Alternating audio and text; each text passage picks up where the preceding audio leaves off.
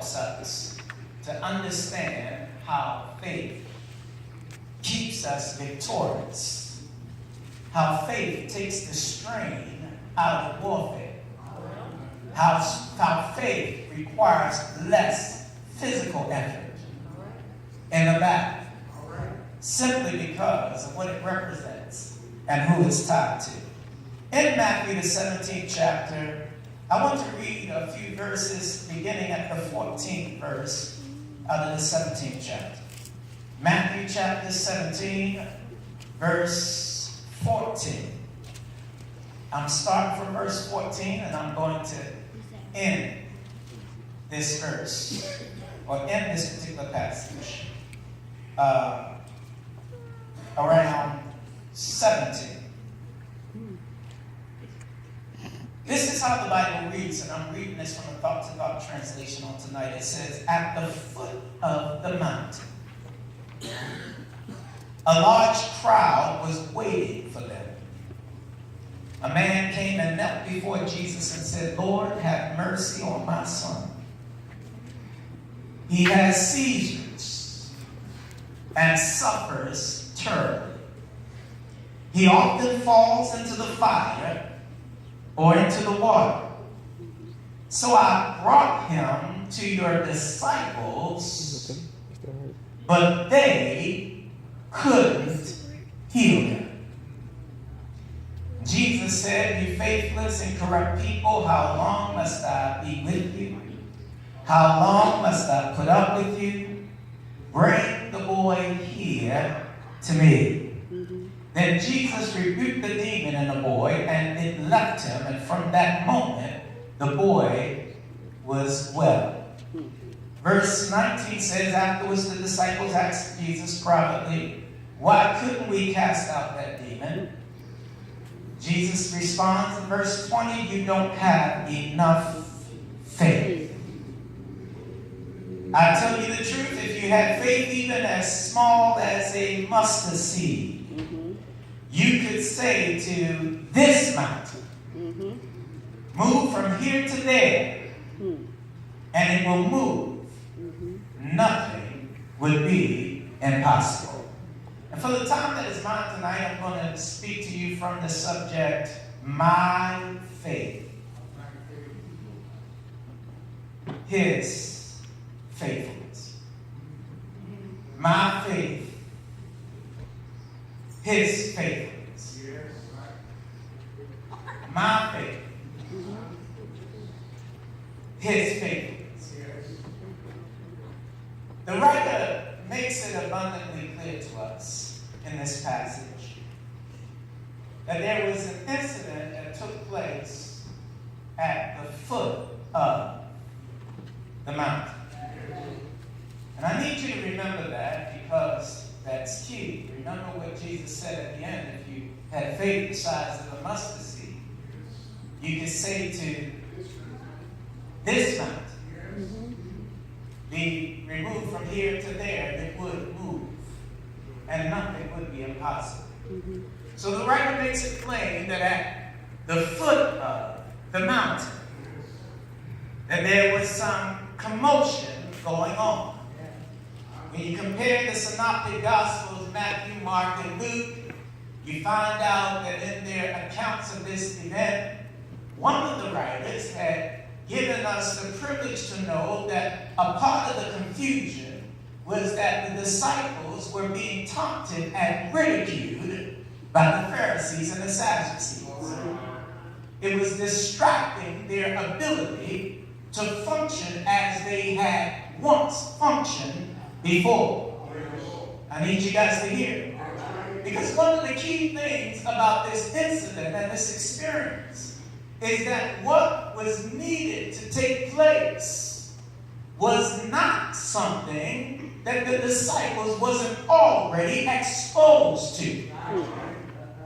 For the Bible makes it plain that before this incident, he had given them power and authority. And he sent them out to do all kinds of miracles. Healing the sick and raising the dead, casting out demons. They've seen this before. It wasn't unusual. But it stands to reason that sometimes we think that because God has used us in one way before, that we can shake ourselves anytime we want to and function in that same capacity without being in proper alignment. Sometimes we will let the cares of life, the situations that surround us, and even the naysayers distract us in our faith. In fact, all the enemy has to do to get an upper hand advantage on us is to distract our faith. Because when our faith has been sidelined, we are virtually ineffective and unpowerful. For the Bible makes it plain that without faith it is impossible to please God.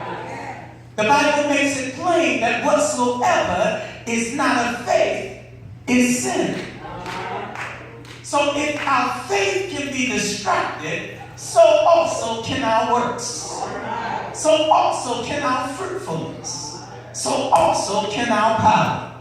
That's why we have to be mindful to never let anything distract our faith. That's why we have to be mindful that when we come into the house of God, that we don't leave the burden of raising the atmosphere to the worship leader. That we come with our key in hand. Because we're going to contribute to the atmosphere and take it to another level. While I never need a worship leader to give me permission to turn up the thermostat in a place. I have the ability to do that because of faith. So I shared with somebody recently that our perspective of God determines our ability to flow in power and our ability to flow in praise.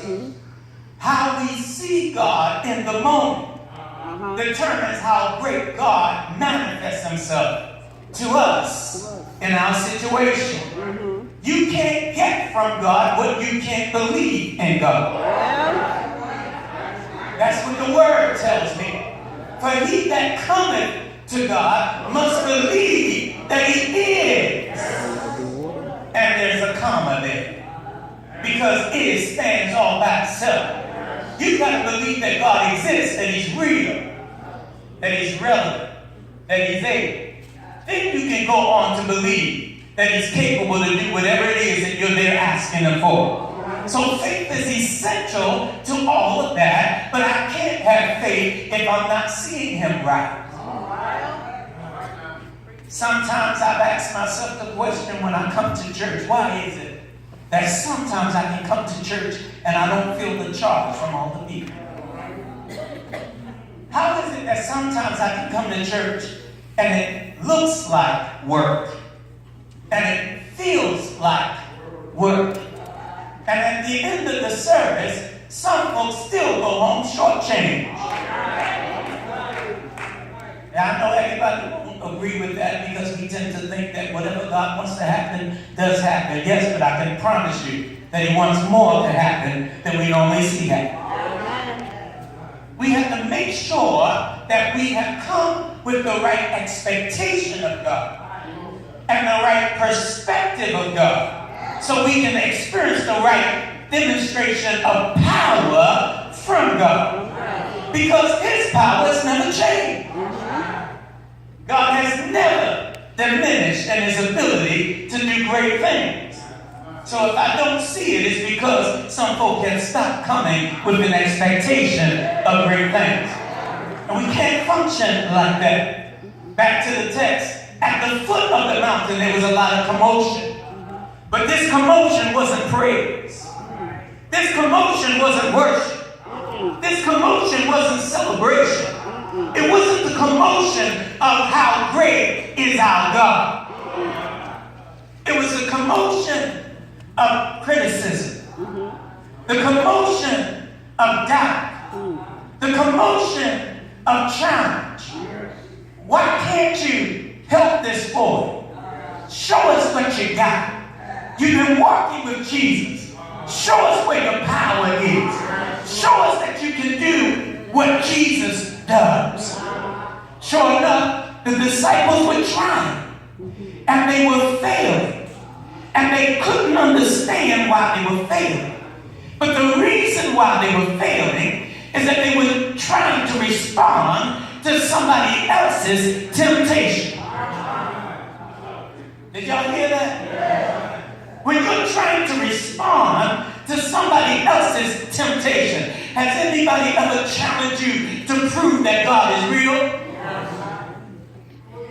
When you bite that bait, sometimes you're left wondering why God didn't show up. You know what? God has never asked you to prove to anybody that He's real. God says, I've got that covered all by myself. And when I'm trying to prove to folk that God is real, now I'm taking on His job. All I got to do is show folk how firm my faith is in God. You don't have to ask me if I believe God is real. Look at my actions. If I'm firm with my faith in God, then you know at least I believe that God is real. And if you don't believe it yet, you can hold out for your encounter, and it is coming. God will help you to know exactly what you need to know. At the foot of the mountain, there was commotion. There was a lot going on, but there was no miracle. There was no power being demonstrated because the apostles, who had once been granted power, has gotten caught up in the formality of trying to prove something to folk that we should never waste our time proving to folk. So let me interject right here. That's why we don't need to spend a whole lot of time trying to prove to folk that what we believe is right. You don't have to put the time into it. All you got to do is keep living, keep serving, keep preaching, and keep teaching. Because what happens is the revelation of it will come to all of us in a way that will make it undeniable. Yes, indeed. At the foot of the mountain, there's a lot of commotion, and there's a lot of commotion. Sometimes we find it in churches. Commotion as opposed to power. Commotion as opposed to deliverance. Commotion as opposed to miracles. A lot of commotion. Because some folk come into church trying to figure out if God's real. They didn't come with the expectation, the faith, and the knowledge that He's real. They come in trying to figure out if God is real. And if you respond to that, you're going to get caught up in inactivity and inability. So at the foot of the mountain, when Jesus comes down, Jesus sees what's happening. He hears the commotion. And He asks the question, what's going on here? And in the midst of asking the question, the Father speaks up and says, I have a son. A legitimate situation. My son is possessed of demons. And as a result of these demons, they throw him into fits. And he has seizures. And I brought him to your disciples. But the disciples could not heal him. That's what the Father said. Now here's the interesting thing. If you bring a situation to God or to the servant of God for a resolution, you need to be careful about the kind of Pharisees that you allow to surround you in that moment. Yes. Because I can assure you that at the base of the mountain when the commotion was there, the commotion wasn't instigated by the dad. He genuinely wanted his boy healed. The commotion was generated by the folk who doubted the disciples, who had a problem with the disciples, who wanted to prove that the disciples wasn't real. They contaminated the experience. They contaminated the moment with their taunts, and they threw the disciples off their game until the disciples couldn't even reach faith the way they used to. So Jesus comes on the scene. The Father says, I still have a concern. I still have a need. I still have a boy who should be and must be healed. But I brought him to the disciples and they couldn't heal. It's interesting for you to know that in, I believe, Luke's gospel said that the Father said to Jesus, but if you can do anything, heal my son. To which Jesus responded and said, man, you're asking the wrong question. The question is never if I can. When you got the right perspective of God, you don't raise questions like, God, can you?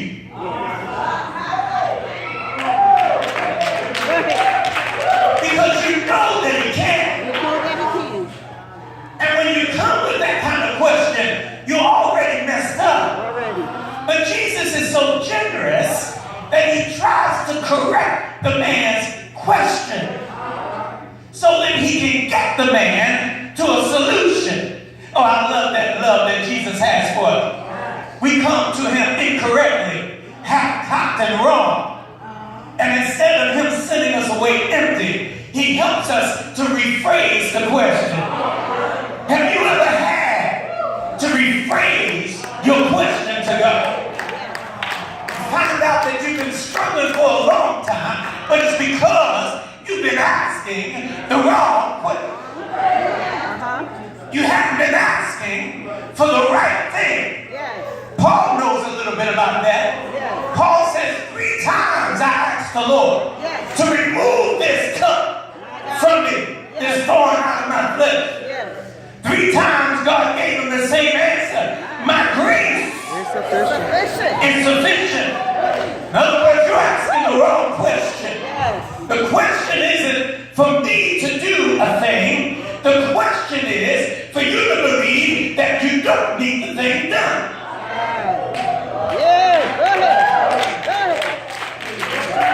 If I can get rid of this thorn, I can serve you better.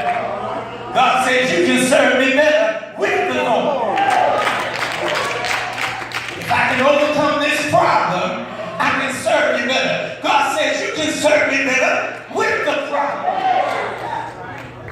Do you not realize that one of the things that God expects of his people is for us to function in the space he's ordained us to function without coming up with excuses? We all can come up with excuses. I don't make enough money. I'm struggling in my health. I don't know enough word.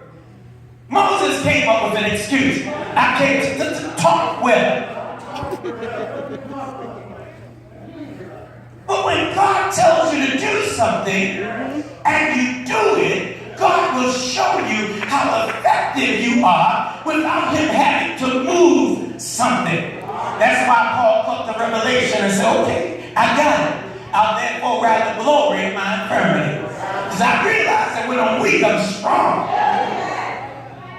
We got to stop asking the wrong question. The question is never if God can. Lord have mercy, let me hurry on. So therefore, when we look at it, that's why oftentimes we spend a whole lot of effort trying to get armed for a battle that we don't have to fight that hard in. Can I say that? I'll tread very carefully. Let me tell you what I mean by that. You see, our victory doesn't come from us fighting. Oftentimes, all we got to do is show up. We are showing up so that the victory can be handed to us by the one who is the consummate conqueror. He's already won the battle for us. He wants us to move into the conquering sense, but that requires faith. Right? All right, I'm going to hurry up and finish. So now, check this out. He says to the Father, if you can believe, all things. Possible. All means everything with nothing left over, right? If you are possible to them that believe. That's the word. And that's what Jesus was saying. Your challenge when you can't get past an obstacle, check your faith level. Your challenge when you can't get past an illness, go back and check the faith level. Your challenge when you can't get past the finance, go back and check the faith level. It's either that you can change your mindset and create more of that, or you don't need that to conquer. That's the message. So what does that have to do with it? What God is saying is that when we bring the right faith, He's going to bring the right faithfulness.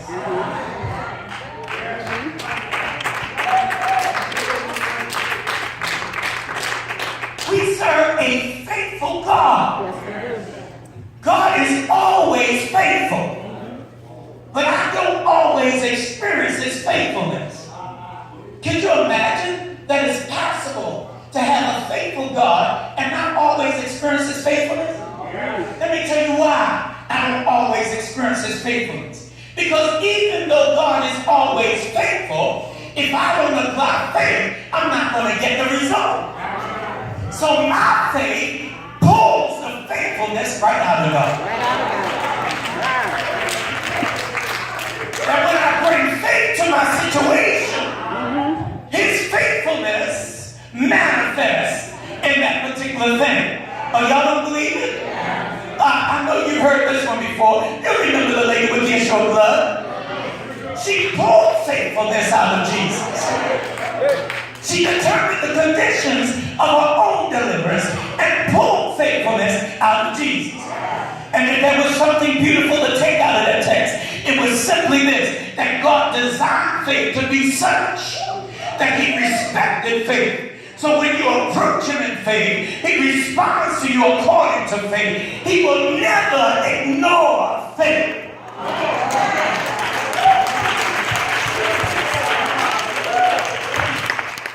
So if God never ignores faith, why do I want to approach the altar without it? If God never ignores faith, why do I want to make a petition without it? If God never ignores faith, why do I want to ask for healing without it? If I have faith, it's going to happen. For the Bible says that he that cometh to God must believe that He is, and that He is a rewarder, meaning that He will never let you down. He is a rewarder. He doesn't think about it. He's a rewarder. He doesn't weigh it out. He's a rewarder. He doesn't hold counsel. He's a rewarder of them that diligently seek Him. If I come to Him in faith, I'm going to get His faithfulness. Lord have mercy. I hope this is helping. Because sometimes we struggle for things and with things for a long time. We're looking for our breakthrough. Sometimes we spend countless hours in an altar call and a healing line looking for the breakthrough. Sometimes we go from minister to minister and gift to gift trying to get that result we need in hopes of a breakthrough. But what we didn't realize, that the only thing God responds to is the faith that we place in Him. And that when we place faith in Him, that God will give us exactly what we need. And the blessing from God will bring us to a place where our adversary will wonder, how is it that when it looks like we had him defeated, he was able to rise from the ashes of his situation? How is it that when we thought we had him knocked out, he was able to revive himself? Somehow, in the midst of being down, I remembered who I am, and I believe in who I am. I'm a child of God. Even when I'm struggling, I'm a child of God.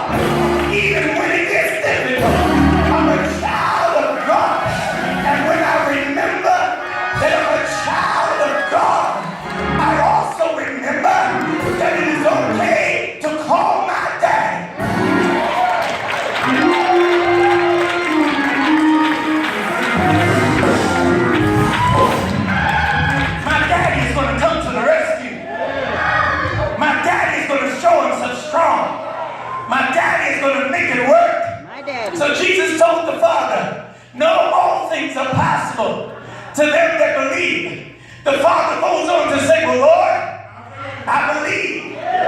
Help thou my unbelief. There are times when we believe, but there's something going on inside us, when there's a contradiction to our belief. And God can't move in that situation because a double-minded man is unstable in all his ways. And the Bible says, let not that man think he would receive anything from God. So sometimes we have to reconcile those competing sides of ourselves.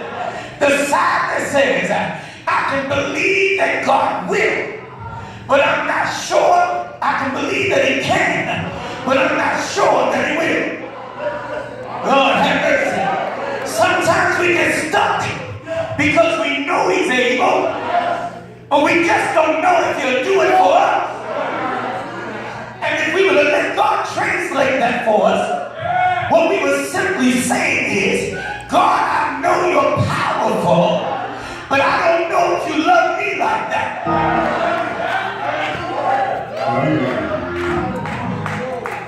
Because if he's my Father, I'm going to ask him some things.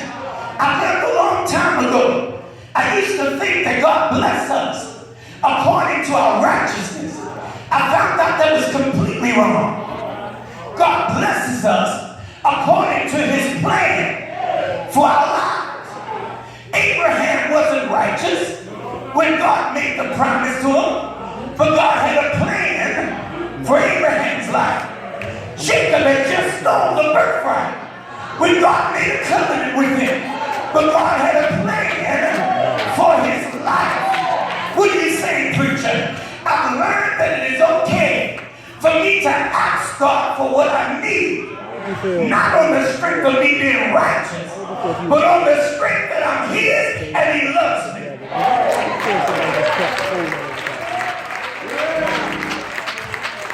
As a parent, you'll feed your children when they're hungry because you love them, not because they were good in school, because you love them.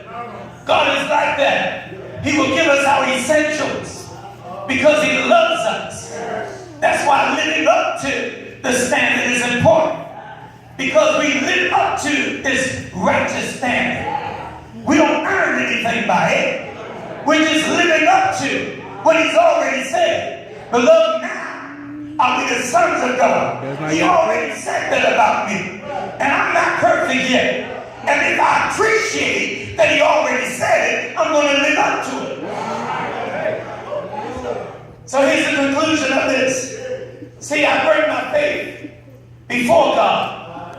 And I know I'm going to get his faithfulness. Because Jesus was so bent on us understanding this concept that he said this: if you had the faith, the size of a mustard seed, you could have said to this mountain. Somebody say this mountain. This mountain. What's so special about this mountain? Because when I study it, I find out that this mountain technically was a very big hill. Wasn't even a great mountain. But Jesus said, if you had the faith the size of a mustard seed, you could say to this mountain. So I'm scratching my head. What's so special about this mountain? So I expand my contextual research of the passage. I had to expand the borders of my study to find out what was so special about this mountain. I found out that that was the same mountain that Jesus was on top of.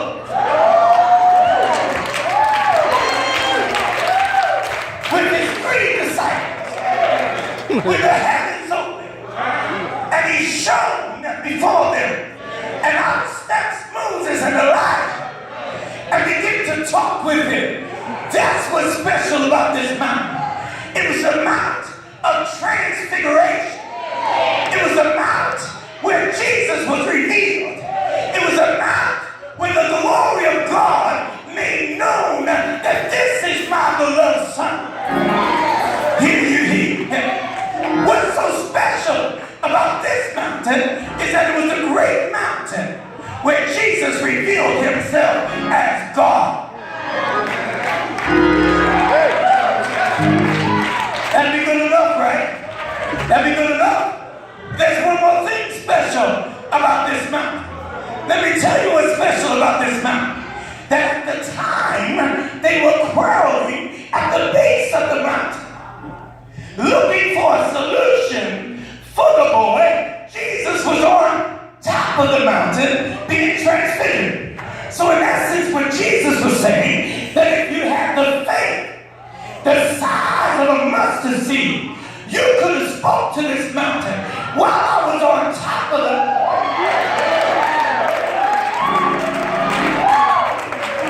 And while the mountain was accommodating me, it would have listened to you and got up and moved itself over. Why? Because faith will pull the faithfulness right out of God. You need deliverance. You need to bring the faith. You need breakthrough. You need to bring the faith. You need an open door. You need to bring the faith. You need resources. You need to bring the faith. Because if you bring the faith, God says, I will never let you down. That when you bring the faith, I'm going to put up the faithfulness. When you bring the faith, I'm going to bring to fruition all that you need. Does that sound like a promise? A principle? The Bible fully backs it. That's why I'm sharing it. So in my conclusion, there are a lot of us who are still struggling with stuff we can stop struggling over. Because the reason we're struggling for so long is because we didn't figure out the solution. It was always there. He always wanted us to know it, but we hadn't been figuring it out. Instead, we had been crying for folk to deliver us when He had already equipped us to rise up out of this situation ourselves. In essence, He said, you still think